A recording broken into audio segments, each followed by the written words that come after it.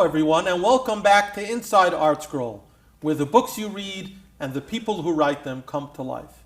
Today I am privileged to be joined by Rabbi Shimon Finkelman, the author of a brand new biography on Rabbi Aaron Brafman. Thank you, Rabbi Finkelman, for joining us here at ArtScroll. Thank you for having me. The truth is that your presence here is really long overdue, because over the years you've written various books, and I would have loved to speak to you. So I'm happy to finally have you here. Pleasure to be here. Thank you. We are here to talk about the new biography about Rabbi Aaron Brafman, an extraordinary individual, and anyone who reads this book is going to walk away totally inspired. Before we get into the book, I just want to take a moment to just go back down memory lane for a moment. You've written a number of books over the years, biographies of note, like on Menahel is one of the well-known ones, and some others. What was your first book that you ever wrote? It was the story of Rebbe Chanan Wasserman, which that book is not available anymore. Okay. Actually, I did a book called 5 Great Leaders. Right. One of the 5 is Rebbe Chanan. And you used material from well, that? I really based both books on the adult biography of Rebbe Chanan. Mm-hmm. But and that was written in the 80s? In the 80s, yes. In the 80s, so well over 30 years ago, probably almost 40 years by now. Baruch Hashem. Baruch Hashem. And since then you've been zeichet to publish various books. Where did someone like you get the skill of writing? I'm just curious. Just practice and reading. I was an avid Jewish Observer reader. Okay. I used to read it cover to cover. And it was really very... Even as a youngster? As a teenager. A teenager. As a teenager, yeah. In Yeshiva, in the dormitory, I was in charge of getting the Jewish Observers delivered every month. Uh-huh. Yeah. And once I originally started with ArtScroll doing youth series books, but I have to say that once I began veering off to adult biographies, Rav Moshe was the first one. Rabbi Nosson Sherman, who actually wrote my Bar Mitzvah Pshetel.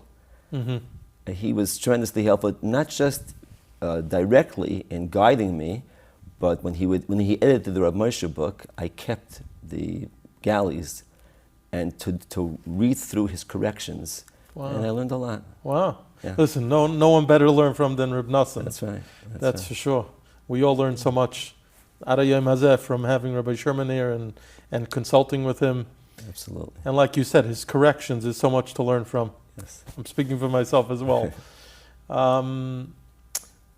You mentioned, where did you learn as a youngster? You were talking about yeshiva. I learned most of my years in Torah, then Adelphia, Bar Meir Hershkowitz, Hatzal. Oh, wow. And then Lakewood. Mm-hmm. Yeah. And then you eventually went into the field of chinuch. Yes. Which you're still a rebbi today, K'nai Nahara. Baruch Hashem. Many years later, teaching at Darchei Torah. Yes. And somehow you have time to write books as well. It's a balancing act, I'm sure. Try my best. You try your best. Now, biography, writing a book is one thing. Writing biography is a whole different animal, like they'll say. It's a whole different undertaking because you're trying to depict for people what a certain person was about. You wrote the Reb Moshe biography, which is a classic. And now you embarked on writing a biography about Rabbi Aaron Brafman. Before we get to Rabbi Brafman specifically, how does a person go about doing that? Well, the first thing is it's easier if you knew the person to at least some degree. I didn't know Rabbi Moshe, but we all knew Rabbi Moshe. He was the Gadol Hadar. With Rabbi Brafman, I actually had some connection. As I write in the preface to the book, I was a kid in 9th grade in Torah Vodaas when he was a rebbi already in Torah Vodaas. And my first encounter with him was walking in the hall one day, my first days in the yeshiva, and I see this young, slight man walking, surrounded by bachrim, some of them towering over him, and hanging on to every word he was saying. I just was like so taken by the sight. I said to a friend of mine, who's that man? He said, his name is Rabbi Brafman. They gave him the hardest class. That was the first time I ever saw Rabbi Aaron Brafman. And then when I became a rebbi years later in Darchei Torah in Far Rockaway, I taught his son, Rabbi Brafman, in 6th grade. And I got to know Rabbi Brafman as a parent in the class. And I met him at a simcha, we schmoozed, and I saw as soon as you met him, you saw this is a very special person, and you saw right away this is a person that thinks about Klal Yisrael all the time. Klal Yisrael is on his mind all the time, even though he wasn't the Gadol Yisrael.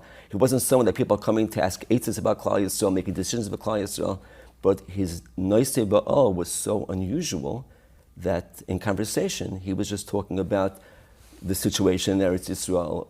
With me at Uchasana, he was speaking about the overindulgence in Gashmias in America. What can we do about it? Because it's not good for the younger generation. And I'm saying, so the first thing is, if you know the person to some degree, that's already a help. That's a big help. That's a help. But then you have to do a lot of interviews. You get to meet people that knew the person well, and you see what they had to say about him, not just the stories, but how they felt about him. In the case of Rabbi Brafman, I have to say that I heard from so many talmidim, or saw it in writing, that when Rabbi Brafman passed away, I cried and cried. And you don't always hear that. It showed that there was something very special about this man as a rebbi, as a guide, as a mashpia, that the talmidim felt so attached to him. And I'm saying you have to get when doing a biography, everything is siyata d'shmaya. First thing is siyata d'shmaya, but after that, you have to get a feel for the subject. And the only way to do that is by speaking to people who knew him. And you do most of those conversations are in person or by telephone? Or mostly by telephone. And you take notes as you speak to the person, I imagine? Take notes, and very often I put a speakerphone, I record. So you could reference it later. Right, that's right. Right. And then do you start writing at the beginning, or do you first kind of collect all of it and then begin writing a book, or does it depend on the subject? I always start writing right away. I don't let everything pile up. But sometimes I've tried to categorize things right away. In the case of Rabbi Brafman, I did, I think, over 100 interviews. Wow. So I found it easier to just write up the interview, and when I thought I had enough material, start figuring out where it should go. That's right. Yeah. This book is very unique in the warmth, and you were talking about his Nesias oil, which it's really remarkable. The stories that you have in the book, and I didn't read all of them, but I read some of them. Whether it was traveling with the talmid after ptira of his parent, or the talmid walking in and finding him in tears and finding out because a soldier had been killed in Eretz Yisrael, and that was who Rabbi Brafman was. He was malei regesh. He was a person who he kind of wore his emotion on his sleeve very much, and I was to meet him quite a few times.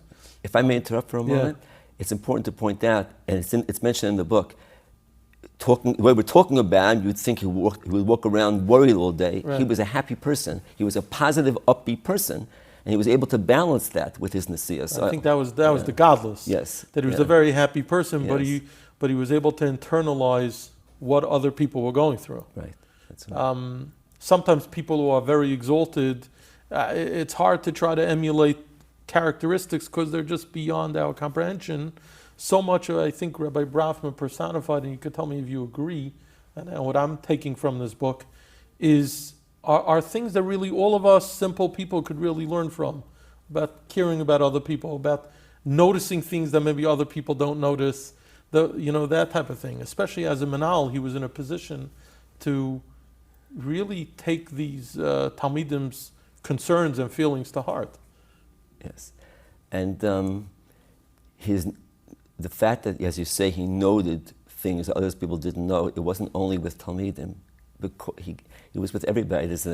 One of the stories that really I was really taken by was he had a car. He took a train.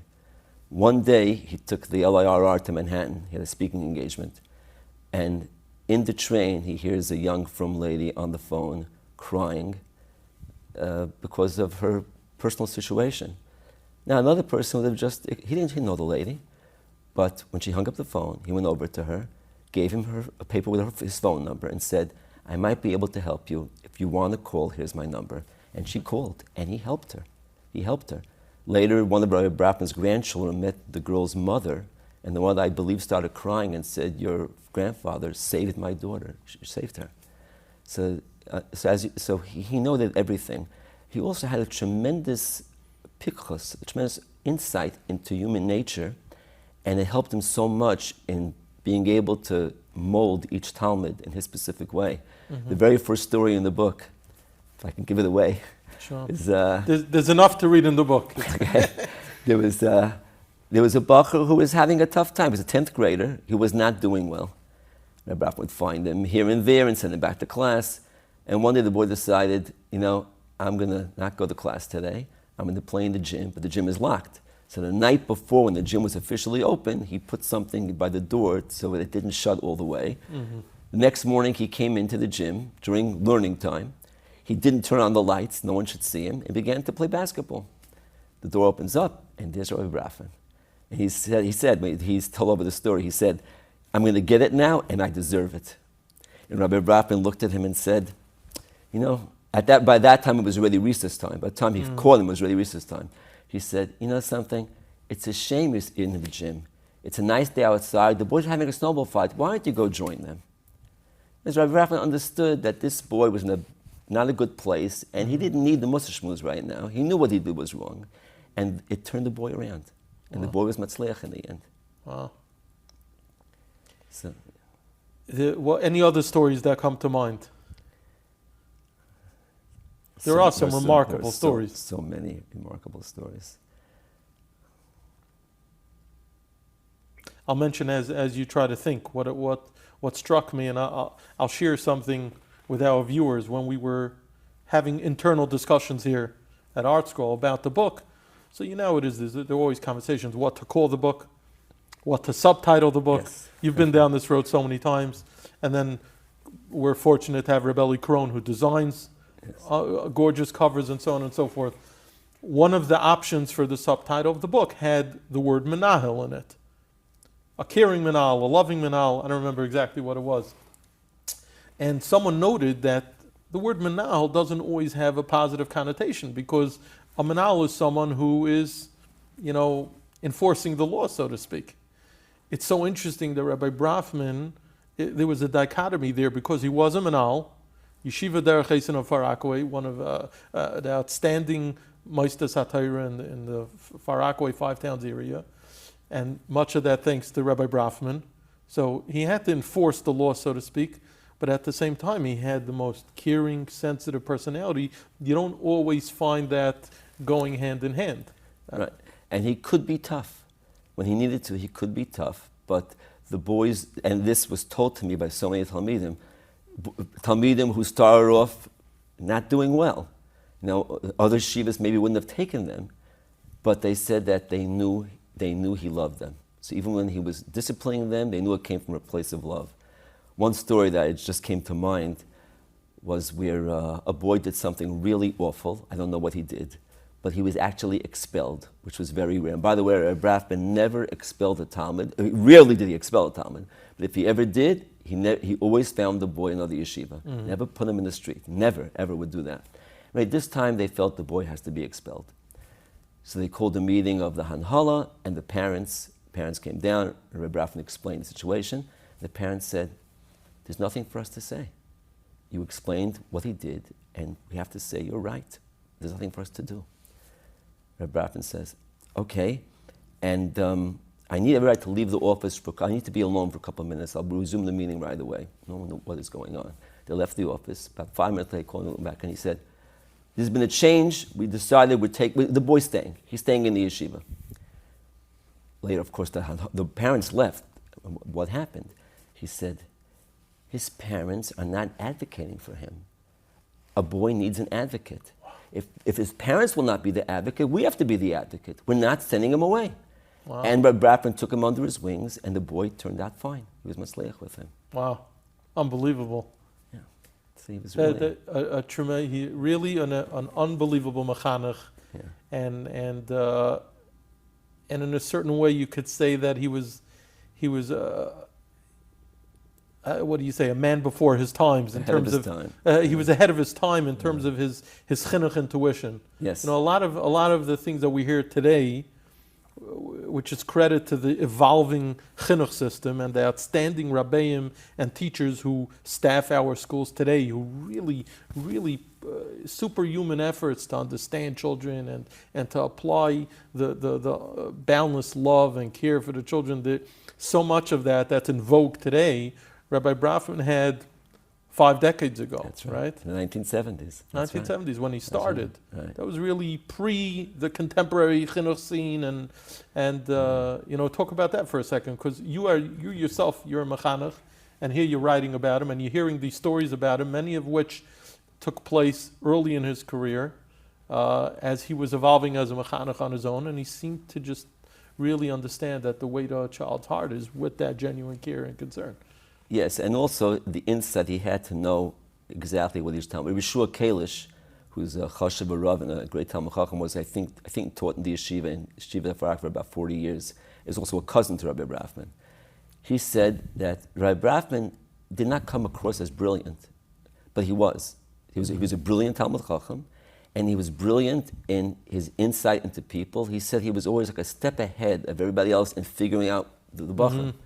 He just knew, he understood, I guess also with great Siyata D'Shmai, he understood what each particular Bachar needed. And you'll soon be hearing from Rabbi Dov Kielsen, one of his closest Talmidim, who also, Dov was not a troublemaker, but today's Imashgiach and Mesivta Chaim Shlomo, that's not the, he should talk about it more than I should. That's not where he saw himself when he came to Yeshiva of Far Rockaway. It was only through Rabbi Brafman's love and guidance that he became what he is today. Now, from your research and from the 100 some odd interviews that you did, who would you say was the 1 or 2 individuals who really framed Rabbi Brafman and kind of helped mold him into who he became?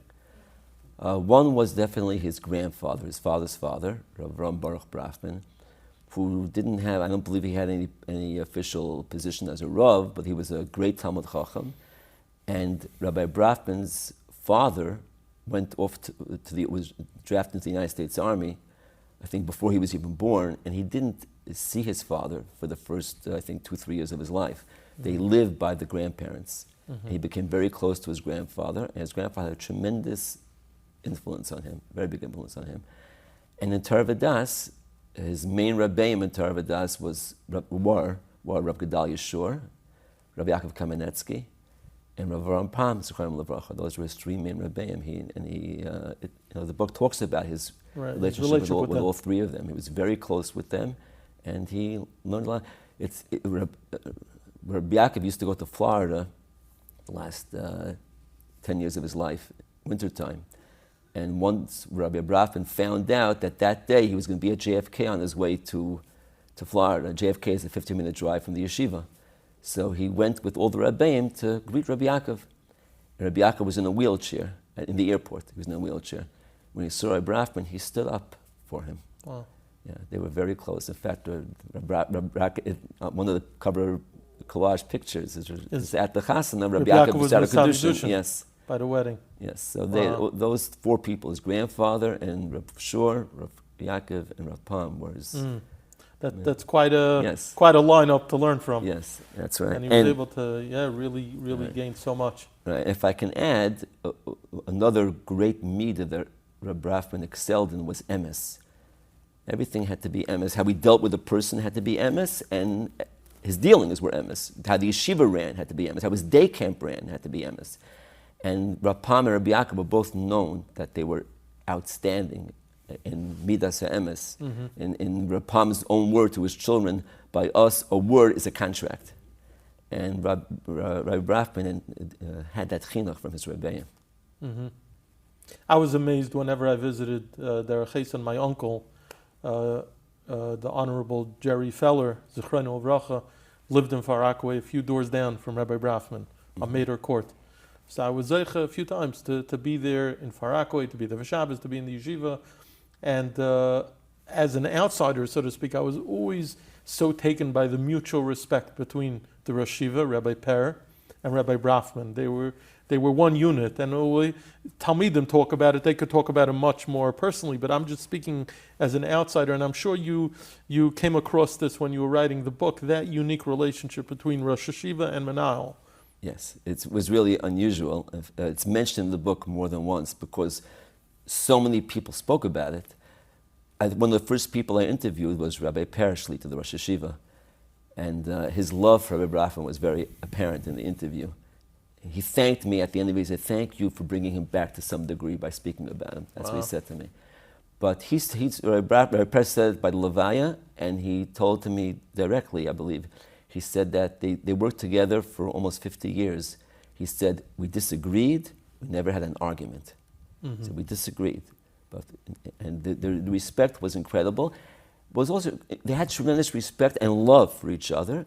Rabbi Brafman was such an anav. He considered himself like a talmid before Rabbi Per. He would sit by the shmuzim of Rabbi Per with the bachrim and take notes of the shmuzim.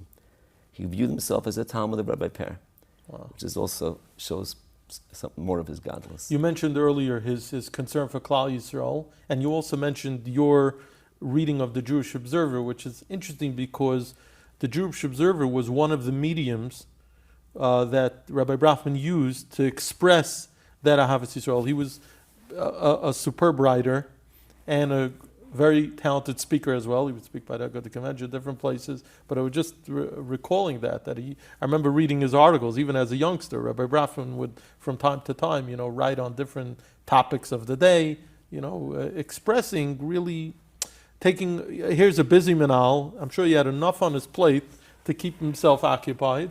But like you said, he was a klal man, very, very much so. Yes, we have a whole chapter of the book is devoted to his Jewish Observer articles. Mm-hmm. They're brilliant articles. The hashkafa is classic, and they were long articles. We just excerpted them. Mm-hmm. You could see how much effort and time went into those articles. But also the fact that he cared so much. First of all, in the articles you see he was roya es hanoila. He was able to see ahead, like with a bacher. He could see what the bacher could become. He would see where things were heading. With euthanasia, mercy killing. He wrote about it in the 1970s. We have to be careful because who knows how it can affect. And he said afterwards that people were upset with him. They said, "What are you sounding the alarm bells for? This doesn't relate to us. We're not going to do these things." And unfortunately, now we see how prevalent and how Klal Yisrael is busy with it. How careful we have to be when a person chas v'shalom goes into the hospital. Mm-hmm. So that's one thing. Another thing is that, as you said before, he was such a busy person, just as menahel, and busy with individual problems, and busy with his articles. And he took the time, and this is to me something unbelievable, to run a day camp every summer. Instead of going on vacation, the man worked so hard. He ran a day camp where he hardly ever took any money out of it. He only took a salary if there was a surplus, and it was hardly ever a surplus, because if anybody said they couldn't pay, he didn't charge them. He just did it because people needed a day camp for their children. Who does things like that? A person who's l'shem shamayim. That's right. Nothing else was on his agenda. That's right. Nothing else was on an agenda. It's really, really unbelievable. Now, as we wrap up our conversation, people in Rishon are going to go out to buy the book. What's your wish? What should be the takeaway? Like any biography, first of all, I feel should be read more than once. You have to. A biography is not just to you read a novel, you want to just enjoy the novel. A biography about a great person, we want to learn, we want to gain, we want to become better from reading it. And to do that, I think we have to try to read it more than once. But with this particular book, I think a person can come away realizing that I don't have to be a gadol b'Yisrael, and in my own way, I can have an impact. And even in my own dal amis, I can do great things just by truly caring, translating that caring into whether it's davening or giving tzedakah, whatever it is. That's what being a Yid is all about. As the Chaim Baloshna, his children Kulam is saying that man's ikar purpose in this world is to do for others. Mm-hmm. That's what you saw in Rabbi Brafman. He lived for HaKadosh Baruch Hu, and he lived for others. On that note, Rabbi Finkelman, first of all, mazel tov on this release. Thank you. As you alluded to before, how much time and effort goes into such a book. It's really, only the author really knows. So congratulations on putting together really what's a masterpiece of a biography about a masterpiece of a person. And the Mir Hashem, our hope is, just like your other previous volumes which have inspired so many people, Mir Hashem, this book will inspire young and old, and we wish you continued Hatzlacha. Amen. And same to you. Thank you so much. Thank you for joining us. Thank you.